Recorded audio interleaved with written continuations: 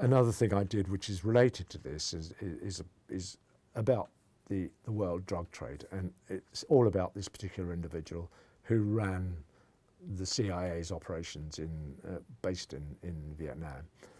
He ran this operation, and then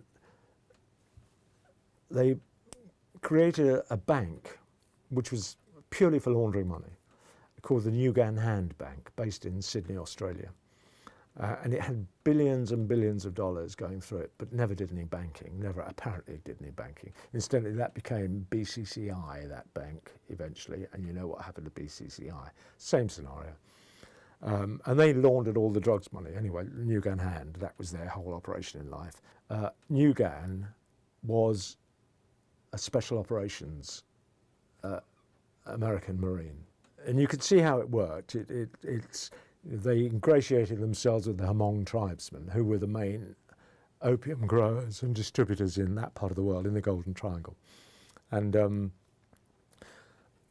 as a promise to resettle them, which they've only just done, incidentally, about 5 years ago, about 5 years ago, the Hmong tribe were resettled in America, because that was part of the deal, was we will assist the Americans if you will resettle our whole tribe in North America, which they had to agree to do. And the Hmong have been batting away to get out of Vietnam or Laos since the Americans were kicked out in '75. So they had about 20, 30-year battle to be able to get relocated, because they were demonized in their own environment and their own society. So it's very possible to see how the Bay of Tonkin was a fabricated incident, and what that led to, and how that led to that huge increase of GIs, which were the first junkies to be able to, they had their own wonderful source of junkies, which they brought over, and of course these Americans took that habit back with them, and Sam Giancana, the mafia boss who ran New York, who ran the underworld in New York, was the main partner in bringing the drugs into Vietnam. And he was implicated in all that, and there's a very good documentation done by that by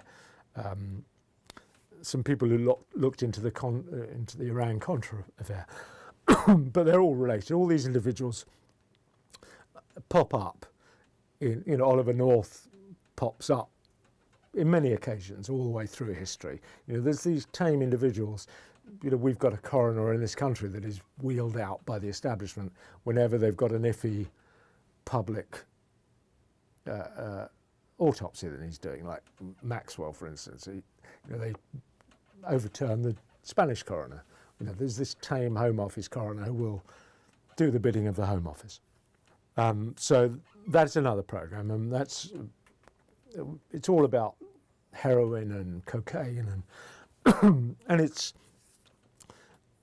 the way in which, unfortunately, the American economy has become completely dependent on the cash flow they get from the drugs industry now. And that's why Afghanistan is such a big deal. The Taliban had eradicated poppy manufacture, and it's now back to way above, 44% above what it was in its maximum.